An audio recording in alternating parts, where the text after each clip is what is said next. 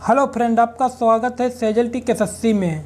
Friend, आपको math के 5 important question बताएंगे जो आपके सभी आगामी आने वाली परीक्षाओं में इससे रिलेटेड प्रश्न पूछे जाएंगे। कोई भी सरकारी एग्जाम हो, सभी सरकारी एग्जाम में इससे रिलेटेड प्रश्न पूछे जाएंगे। आपके खास एसएससी जीडी में भी इससे रिलेटेड प्रश्न पूछे जाएंगे। ठीक है, चैनल को अभी तक आपने लाइक और सब्सक्राइब नहीं किया है, चैनल को आप लाइक और सब्सक्राइब कर लीजिए, आने वाली वीडियो का नोटिफिकेशन अब तक मिलता रहे। ठीक है, चलिए देखते हैं कि जैसा हमारा क्वेश्चन पहले ये एक दिया हुआ क्वेश्चन नंबर। ठीक है, देखिए फ्रेंड, हम आपको एक एक चीज़ तक इस प्रश्न में हम आपको बताएंगे। ठीक है, जो कि आपको ऐसा प्रश्न कभी छूटे मत दोबारा। देखिएगा, हमारी समीकरण है यहाँ पर, हमारा क्या प्रश्न दिया हुआ है, 1/2 20 प्लस 1/4 28 माइनस 1/3 x बराबर 10। x का मान क्या है। ठीक है, अब देखिएगा, पहले इसको हम सिंपल तरीके से पहले लिखते हैं प्रश्न को। ठीक है, कि 1/, हमारा कितना है, 1/2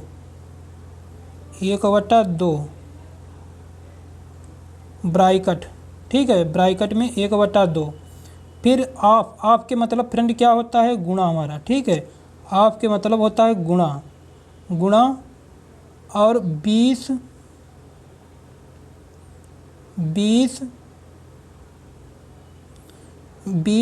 उसके बाद में 20 के बाद में हमारा क्या है, प्लस। ठीक है, और 1/4 ब्रैकेट में 1/4। फिर हमारा क्या है, आप के मतलब क्या होता है, गुणा। ठीक है, फिर 28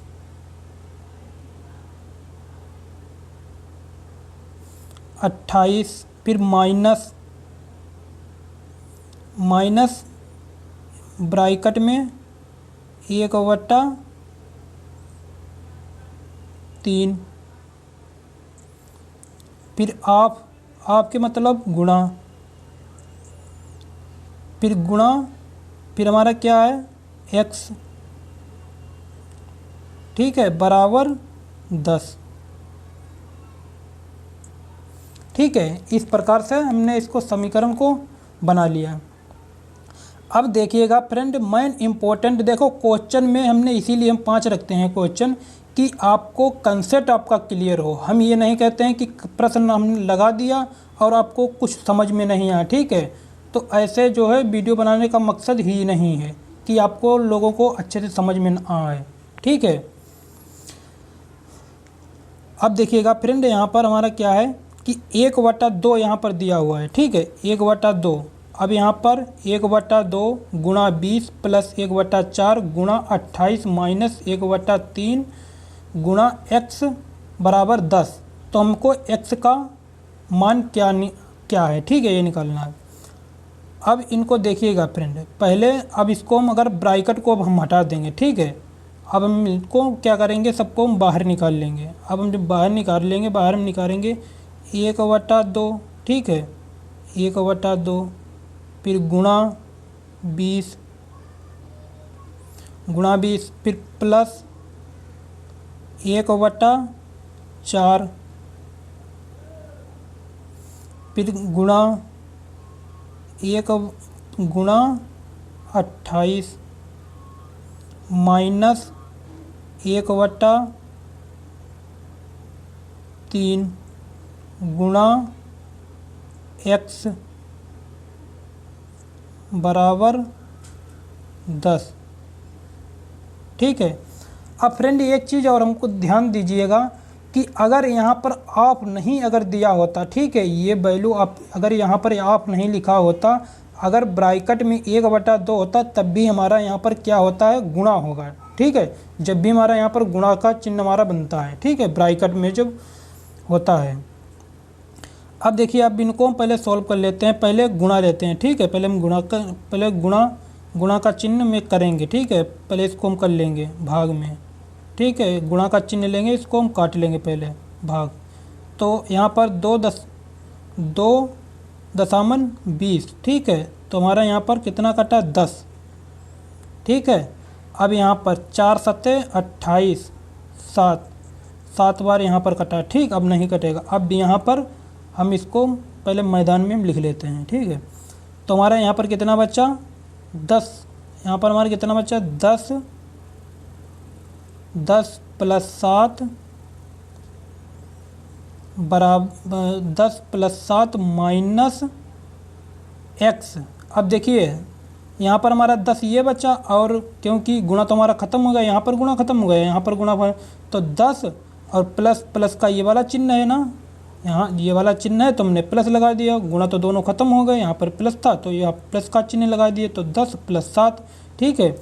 अब यहाँ पर देखिएगा, अब यहाँ पर हमारा क्या, यहाँ पर हमारा क्या आएगा, यहाँ पर हमारा आ जाएगा x, यहाँ पर आएगा हमारा x/3, ठीक है। क्योंकि x/3 इसलिए आया क्योंकि यहाँ पर x की और 1 की अगर हम गुणा करेंगे तो यहाँ पर हमारा क्या आ जाएगा, खाली x आ जाएगा, ठीक है। तो यहाँ पर खाली x/3 आ गया, ठीक है।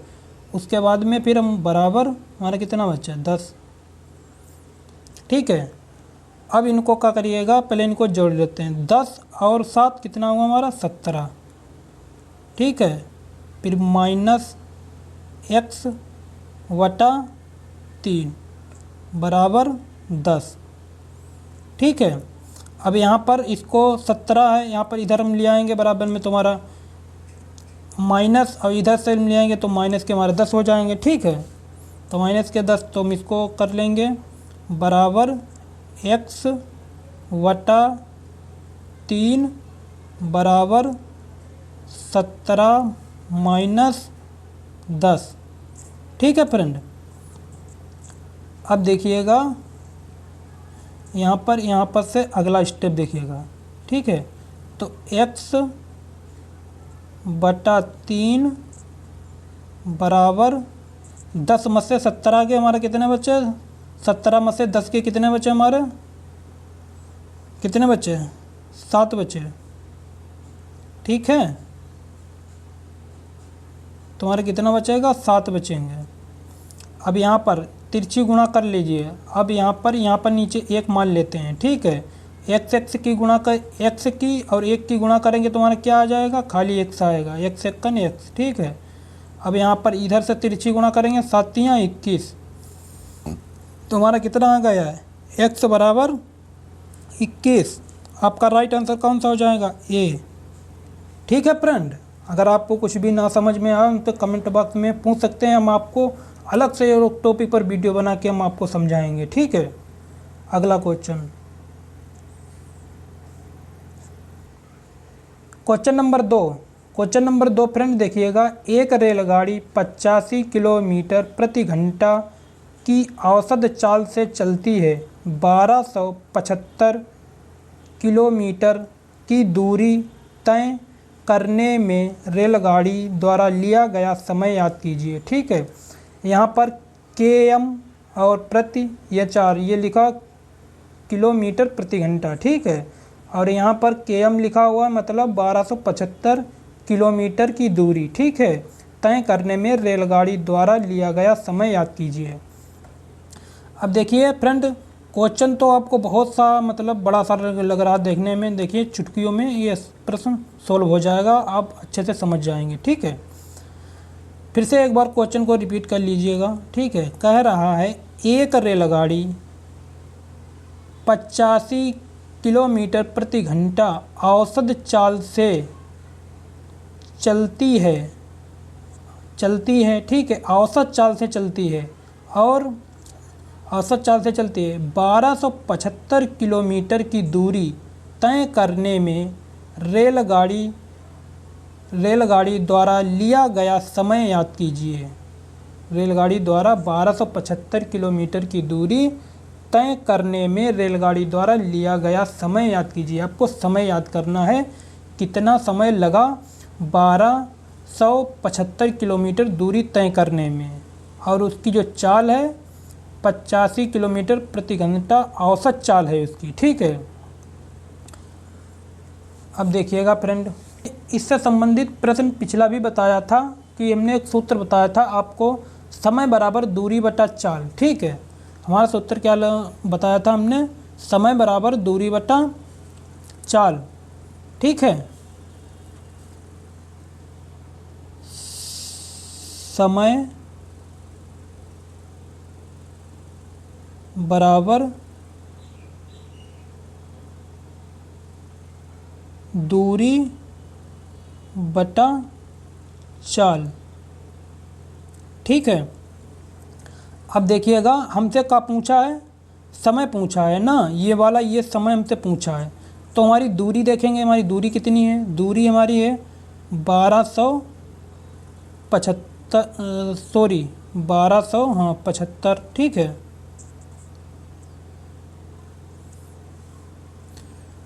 1275 किलोमीटर। और चाल हमारी क्या दे रखी है, 85। ठीक है, चाल हमारी कितनी है, 85। अब इसको हम सोल्व कर लेंगे। जब इसको सोल्व करेंगे कितने से सोल्व करेंगे, 5 से। देख तो काट के हम आपको दिखा देते हैं। 5 चक्कन 5, बचा कितना 3, 5 सत्ते 35। ठीक है, अब 5 यहाँ से ऊपर काट लेंगे। 5 दूनी कितना हुआ, 5 दूनी 10। ठीक है, तो हमारे यहाँ पर कितना बचा, 2 बचा। यहाँ पर हो जाएंगे हमारे 27, फिर 55 25, 55 25। यहाँ पर कितना बचा, 2। यहाँ पर कितने हो जाएंगे, 25, फिर 55 25।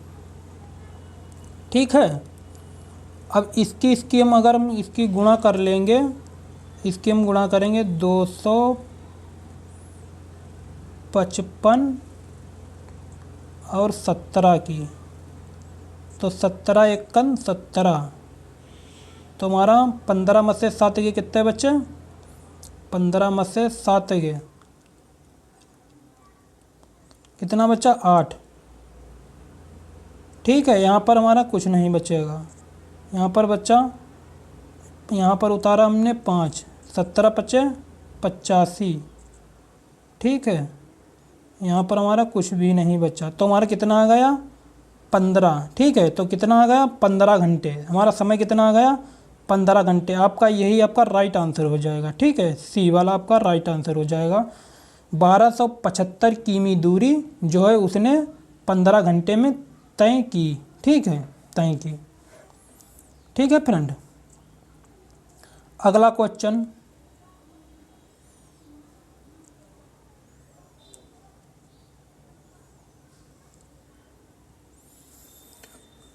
Question number 3। क्वेश्चन नंबर 3 देखिएगा फ्रेंड। शिवम ने 2 घड़ियां खरीदी। पहली घड़ी 12,000 रुपये में और दूसरी 10,000 रुपये में। उसने दोनों घड़ियों को बेच दिया। पहली को 10% के लाभ पर और दूसरी को 10% की हानि पर। उसे कुल कितना लाभ या हानि हुई। ठीक है फ्रेंड, देखिए ये सभी प्रश्न आपके सरकारी एग्जाम में इससे संबंधित प्रश्न पूछे जा चुके हैं। ठीक है, पहला स्टेप हमारा का यहाँ पर दिया हुआ है। ठीक है, पहला स्टेप देखते हैं कि शिवम, ठीक है, शिवम ने दो घड़ियाँ खरीदी। पहली घड़ी 12,000 रुपये में, दूसरी घड़ी 10,000 रुपये में। ठीक है, एक शिवम नाम का लड़का था। ठीक है, मान लीजिए आप ही शिवम है या और कोई आपका फ्रेंड है। तो एक शिवम नाम का जो लड़का था, तो उसने पहली घड़ी उसने जो खरीदी भैया कितने रुपए की खरीदी, 12,000 रुपये। फिर उसने कहा ही एक और हमें घड़ी अच्छी लगी रही, तो उसने जो है 10,000 रुपये की एक और घड़ी खरीद ली। ठीक है, उसने 2 घड़ियाँ शिवम ने खरीदी। एक घड़ी खरीदी 12,000 रुपये में और दूसरी घड़ी उसने खरीदी 10,000 रुपये में खरीद ली। ठीक है, खरीदने के बाद में फिर क्या कह रहा है कि उसने दोनों घड़ियों को बेच दिया। उसने दोनों घड़ियों को बेच दिया। ठीक है, दोनों घड़ियों को बेच दिया। किस प्रकार से बेचा, देखिए। पहली घड़ी को 10% के लाभ पर। पहली घड़ी जो उसने खरीदी थी, ठीक है, पहली घड़ी उसने कितने की खरीदी थी, 12,000 रुपये में खरीदी थी। और उसने कितने रुपए में बेच दी, पहली घड़ी 10% लाभ पर बेची थी। ठीक है, उसने 10% के लाभ पर पहली घड़ी बेच दी। अगला स्टेप देखिएगा, दूसरी को 10% हानि पर। आज जब उसने दूसरी जो घड़ी खरीदी थी वो उसने कैसे बेची, वो उसने बेची थी 10% की हानि। उसको क्या होगा, 10% की हानि पर उसने बेची थी। प्रश्न में क्या बोल रहा है, क्या पूछ रहा है, उसे कुल कितना लाभ हानि हुई। ठीक है, दोनों को उसको कैलकुलेट करने के बाद, खरीदने के बाद और दोनों को बेचने के बाद में प्रश्न में बोल रहा है, कह रहा है कि तो उससे कितना प्रतिशत लाभ हुआ या हानि हुई, इसको ये टोटल जट्ठा पूछ रहा है आपसे। ठीक है, अब देखिएगा फ्रेंड, हम देखिए इसको कैसे सॉल्व करते हैं। ठीक है, यहाँ पर हमारा पहला स्टेप हमारा क्या रहेगा कि देखिएगा कि अब इनको सबसे पहले हमको क्या याद करना पड़ेगा, कि सबसे पहले हमको ये याद करना पड़ेगा कि दोनों को हमको मतलब इसका लाभ होगा या हानि होगी। ठीक है, दोनों को जोड़कर मतलब हमको करना है कैलकुलेट। ठीक है, तो देखिएगा कि अब हमारा इन दोनों घड़ियों का क्रय मूल्य। ठीक है, अब दोनों घड़ियों का क्रय मूल्य, दोनों घड़ियों का हमारा क्रय मूल्य कैसे बनेगा, देखिएगा। एक तो पहली घड़ी कितना है, 12,000 रुपये। ठीक है, और दूसरी कितना है, 10,000 रुपये। दूसरी कितना है, 10,000 रुपये। तो इन दोनों को जब हम जोड़ लेंगे तो हमारा कितना हो जाएगा, 12,000 रुपये। ठीक है, 12,000 रुपये और प्लस 10,000 रुपये, 10,000 रुपये। ठीक है,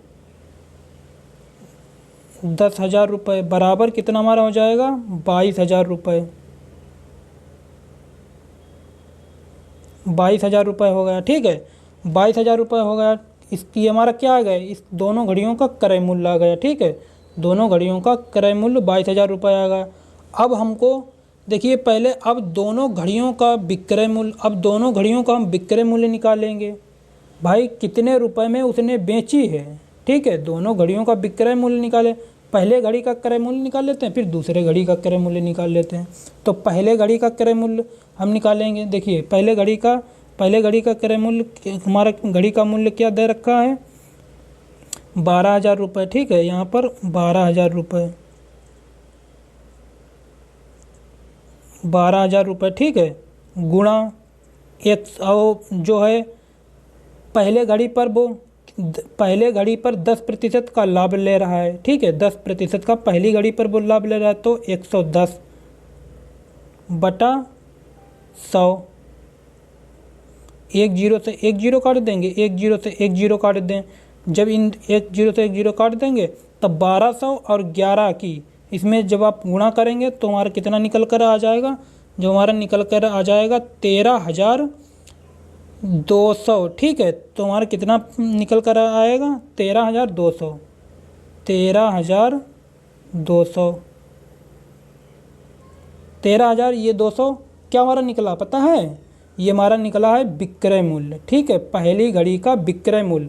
पहली घड़ी का विक्रय मूल्य मतलब उसने 12,000 रुपये में घड़ी खरीदी थी और उसने जब 10% का उसने जब लाभ लिया तो उसने कितने रुपए में बेच दी पता है, ये 13,200 रुपये में उसने बेच दिया। ठीक है, अब दूसरी घड़ी पर आ जाइएगा। दूसरी घड़ी उसने कितने की खरीदी थी, 10,000 रुपये की दूसरी घड़ी खरीदी थी। ठीक है, अब उसने 10% को उसको क्या हुआ, उसमें हानि हुई। उस घड़ी में, दूसरी घड़ी में 10% की हानि हुई। तो हानि हुई तो उसने कितने रुपए में बेची, अब उसका निकालना है। अब उसका देखिएगा, तो अब हानि निकालनी है दूसरी घड़ी की। तो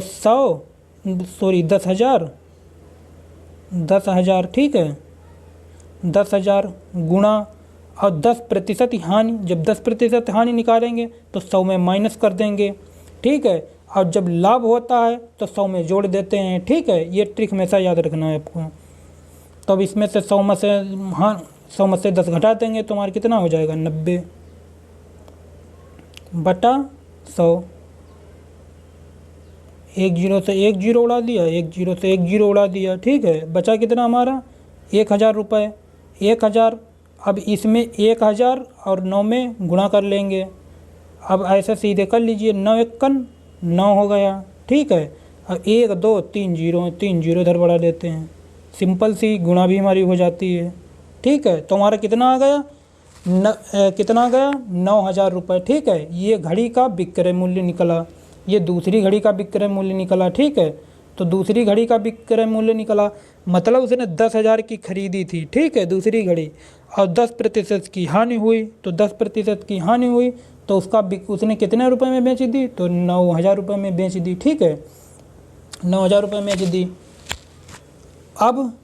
अब इनको हमको क्या पूछना है, तो इन दोनों में लाभ हुआ या हानि हुई, इन्हें दोनों मिलाकर लाभ हुआ या हानि हुई, ठीक है। ये प्रश्न आपसे पूछा है। अब देखिएगा, पहले घड़ी उसने कितने रुपए में बेची, 13,000 रुपये में, ठीक है। दूसरी घड़ी उसने कितने बेची, 9,000 रुपये में, ठीक है। अब इन दोनों को हम जोड़ लेंगे। जब इन दोनों को जब हम जोड़ लेंगे तो हमारा कितना आ जाएगा, यहाँ पर 12,000 और 13,200 और 9,000, ठीक है। तो अब यहाँ पर हम इसको जोड़ लेंगे, 1 0 से 1 0 और यहाँ पर 1 0 और यहाँ पर इन दोनों को हम जोड़ लेंगे, ठीक है। ये 13,200 को और 9,000 को दोनों को जोड़ लेंगे, ठीक है। अब यहाँ पर 222, ठीक है। तो 222 तो हमारा कितना आ गया, 22,200, ठीक है। तो हमारा 22,200 हमारा आ गया, ठीक है, 22,200 आ गया। तो ये हमारा 22,200, ठीक है। अब लाभ, ठीक है, अब लाभ देखिएगा, तो आपसे पूछा है कि कुल कितना लाभ या हानि हुई, ठीक है। तो कुल कितना लाभ और हानि हुई, तो हमारा टोटल ये हो गया, ठीक है। इसका विक्रय मूल्य, ये हमारा क्या हो गया, ये टोटल दोनों का विक्रय मूल्य, दोनों घड़ियों का क्या हो गया, हमारा विक्रय मूल्य हो गया 22,200, ठीक है। और क्रय मूल्य हमारा दोनों घड़ियों का हमने कितना निकाला था, यहाँ पर 22,000 रुपये निकाला था क्रय मूल्य, ठीक है। अब 22,000 और 22,200 को माइनस कर देंगे। जब इन दोनों को जब हम माइनस करेंगे, 22,200 और 22,000 में से इसमें से माइनस कर देंगे तो हमारा कितना बचेगा, 200, ठीक है। तो 200 हमारा बचेगा। जब हमारा 200 बचेगा, 200 हमारा क्या बचेगा, ये हमारा लाभ हो जाएगा, ठीक है। 200 रुपये क्या हमारा हो जाएगा, लाभ हमारा हो जाएगा। तो टोटल कितना बचा हमारा, 200 रुपये का लाभ हुआ, ठीक है। यहाँ पर 200 रुपये का हमारा टोटल लाभ हुआ इन दोनों घड़ियों को बेचने के बाद में, ठीक है।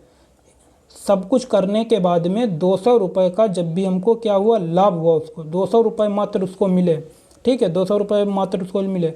अभी सवाल नहीं हुआ, आगे देखिएगा, पूछ कर रहा है तो उसे कितना लाभ या हानि हुई, कितना, तो उसे कुल कितना लाभ हानि हुई, ठीक है, लाभ हानि हुई।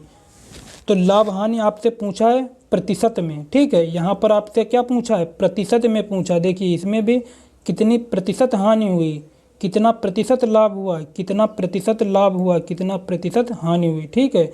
अगर सिंपल सा 200 यहाँ पर लिखा हो तो 200 लाभ या 200 हानि, ठीक है, तो हमारा राइट आंसर आ जाता। तो आपसे प्रतिशत में ऑप्शन में यहाँ पर दिया हुआ है तो इसका प्रतिशत निकालना होगा।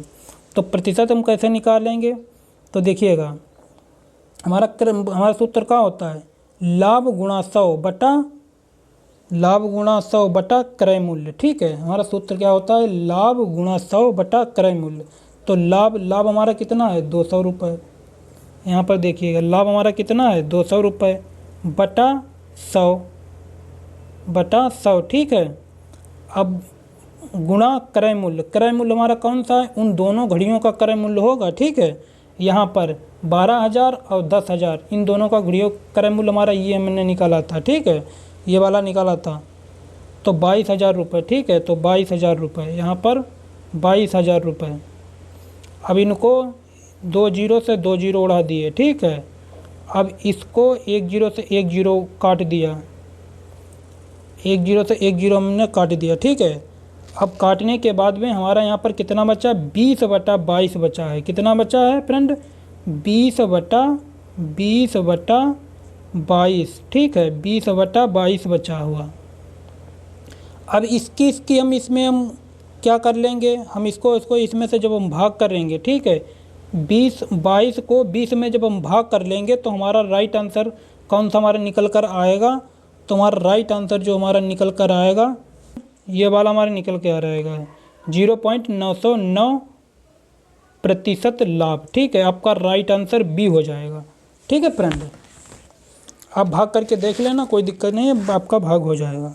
अगला क्वेश्चन, क्वेश्चन नंबर चौथा फ्रेंड देखिएगा कि जो मैंने पिछला भी क्वेश्चन अभी बताया था आपको, समीकरण थोड़ी लंबी से हो गई। ठीक है, सॉल्व करने से समीकरण थोड़ी लंबी हो गई, लेकिन कोई बात नहीं, आपको जो कुछ भी ना समझ में आए तो हमसे पूछ सकते हैं। ठीक है, चौथा क्वेश्चन देखिएगा कि हमारा, देखिए चौथा क्वेश्चन, 14,000 रुपये 14,400 की राशि पर 12 महीने के लिए 11% वार्षिक ब्याज दर पर साधारण ब्याज कितना है। ठीक है, पहला स्टेप देखिएगा, 14,000 की राशि पर 12 महीनों के लिए 11% वार्षिक ब्याज दर, साधारण ब्याज कितना होगा। ठीक है, अब देखिए मैन आपका यहाँ पर देखिए, मेन चीज़ यहाँ पर देखिएगा फ्रेंड कि यहाँ पर हमारा कितना समय मान कितना क्या दिया हुआ, 12 महीने यहाँ पर दिया हुए हैं। ठीक है, यहाँ पर 12 महीने दिए हुए, यहाँ पर 11% वार्षिक ब्याज दर। ठीक है, वार्षिक ब्याज दर 11% वार्षिक ब्याज दर। अब देखिए यहाँ पर पॉइंट में फंसाने वाली बात ये है कि यहाँ पर 11% वार्षिक ब्याज पूछ रहा है, तो 11% वार्षिक ब्याज। ठीक है, और यहाँ पर महीने में दिया, यहाँ पर वार्षिक में दिया, यहाँ पर महीने में दिया है। ठीक है, तो अगर यहाँ पर हमारा महीने में अगर वार्षिक यहाँ पर 11% अगर महीने में दिया होता तो हमारा दूसरा उपाय से वैसे तो निकाल सकते थे, लेकिन यहाँ पर हमारा वार्षिक दिया हुआ है, तो यहाँ पर महीने में दिया है, तो इसको हमको पहले इसको वर्ष बनाना पड़ेगा, तभी हमारा 11% वार्षिक ब्याज दर तो लगेगा। तो यहाँ पर महीने में, तो इसको वर्ष बनाएंगे पहले, महीने को जब वर्ष बनाएंगे तो हमारा सीधा सा क्या बन जाएगा, 1 वर्ष बन जाएगा। ठीक है, पहला स्टेप आपका यहाँ पर हो गया। अब देखिएगा, अब इसका सूत्र होता है, चक्रवृद्धि ब्याज का सूत्र क्या होता है कि P गुणा दर बटा n। ठीक है, बटा 100। अब हिंदी में आपको फार्मूला, P के मतलब होता है मूलधन, R के मतलब होता है दर, N के मतलब होता है समय। ठीक है, अब देखिए P के मतलब मूलधन, तो मूलधन हमारा कौन सा होगा, मूलधन हमारा ये वाला है, 14,400 मूलधन है हमारा। कितना है, 14,400 मूलधन है P। ठीक है, तो 14,400 मूलधन, 14,400। ठीक है, गुणा दर, R के मतलब होता है दर हमारी कितनी दे रखी है। ठीक है, तो दर हमारी 11% वार्षिक है।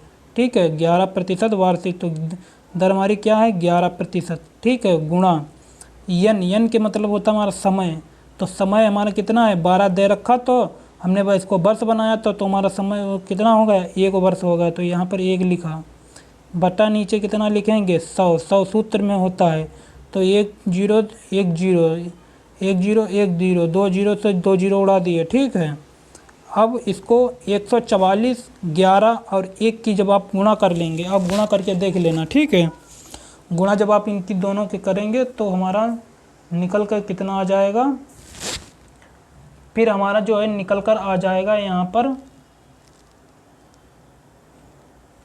1584। ठीक है, तो हमारा कितना यहाँ पर निकल कर आएगा, 1584 हमारा यहाँ पर निकल कर आ जाएगा। ठीक है, तो ये हमारा क्या निकल कर आया है, ये हमारा निकल कर आया है ब्याज। ठीक है, तुम्हारे यहाँ ब्याज निकल कर आया है, तुम्हारा राइट आंसर कौन सा हो जाएगा, बी। ठीक है फ्रेंड, अगला क्वेश्चन,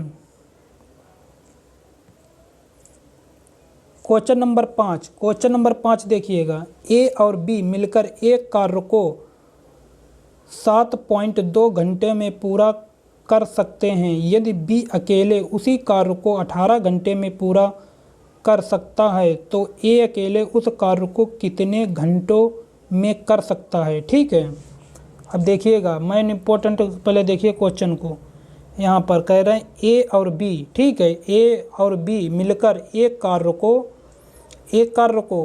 7.2 घंटों में पूरा कर सकते हैं। यदि बी, ठीक है, ए और बी दो आदमी हैं, दोनों मिलकर उस काम को कितने घंटे में करते हैं, 7.2 घंटे में पूरा कर सकते हैं। ठीक है, अब आगे क्या कह रहा है, यदि बी अकेले उसी कार्य को 18 घंटे में पूरा कर सकता है। अब कह रहा है कि एक बी आदमी है तो उसी कार्य को 18 घंटे में अकेले कर सकता है, तो ए उस कार्य को कितने घंटे में कर सकता है। तो ए अकेले उस कार्य को कितने घंटे में कर सकता है।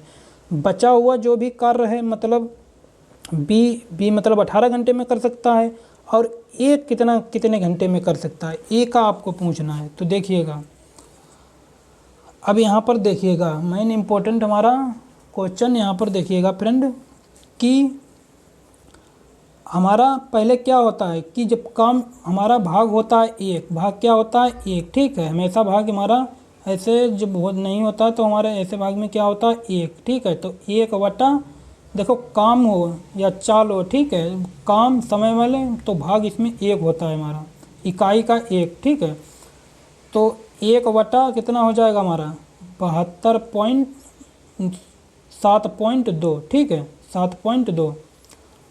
अब यहाँ पर देखिएगा, फिर यहाँ पर माइनस हमारा क्या हो जाएगा यहाँ पर, क्योंकि वो 18 घंटे में पूरा कर सकता है, क्योंकि इसी में से हम कार्य को क्या करेंगे कि हम माइनस कर देंगे। जब हम माइनस कर देंगे, देखिए कह रहा है कि बी अकेले उसी कार्य को 18 घंटे में पूरा कर सकता है। भाई जब इन दोनों ने जब काम ए और बी जो दोनों कार्य कर रहे हैं तो कितना समय लग रहा है, 7.2 घंटे लग रहे हैं, ठीक है। तो 7.2 घंटे लग रहे हैं, ए बी दोनों कार्य जब करते हैं 7.2 घंटे लग रहे हैं। और यदि बी अकेले उसी कार्य को 8 घंटे में करता है, बी अकेले उसी कार्य को 8 घंटे में करता है, जब बी अकेले 8 घंटे में करेगा, ठीक है, तो 1/18, जब बी अकेले 8 घंटे में करेगा तो बचा हुआ कार्य वो निकल आएगा, ठीक है। वो इसी में से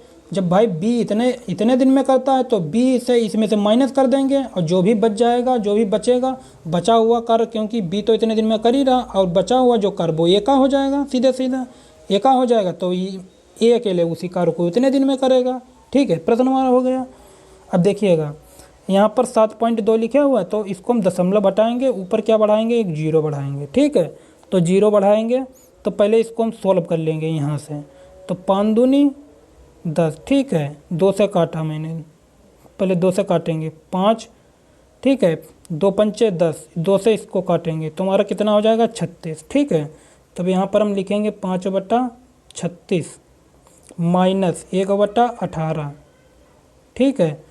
अब इन दोनों का हम क्या लेंगे, एलसीएम लेंगे, इन दोनों का एलसीएम लेंगे, इन दोनों का एलसीएम हमारा कितना आ जाएगा 36, ठीक है। एलसीएम निकाल के आप देख लेना। तो यहाँ पर 36 हमारा आ गया, तो 36 एकन 36 और 36 एकन 36, तो 5 एकन 5, ठीक है। तो 5 माइनस 18 दूनी 36, 18 दूनी 36, ठीक है। तो 18 दूनी 36, तो 2 एकन 2 माइनस, ठीक है।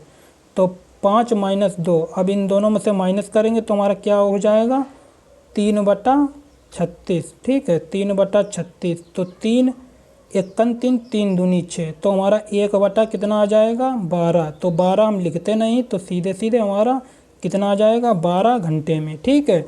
तो बी अकेले उस कार्य को, ए अकेले उस कार्य को कितने दिन में करेगा 12 घंटे में करेगा, ठीक है। क्योंकि भाई दोनों कार्य यहाँ पर कर रहे थे, ए बी 7.2 घंटे में कर रहे थे और बी उसी कार्य को 18 घंटे में कर सकता है, तो इसी में से 7.2 में से इसमें से घटा देंगे। तब जब हम घटाएंगे तब जो भी हमारा बचेगा तो वो तो ए का हो जाएगा, ठीक है, वो वही ए का हो गया, ठीक है फ्रेंड। अब देखिएगा फ्रेंड, कोई भी आपको कुछ भी ना समझ में आया हो, ठीक है, हमसे कमेंट बॉक्स में हम ज़रूर आप रिप्लाई कीजिएगा, हम आपको 100% हम आपको बताएंगे, ठीक है। अब अगले वीडियो में हम आपको मिलते हैं। जय हिंद, वंदे मातरम।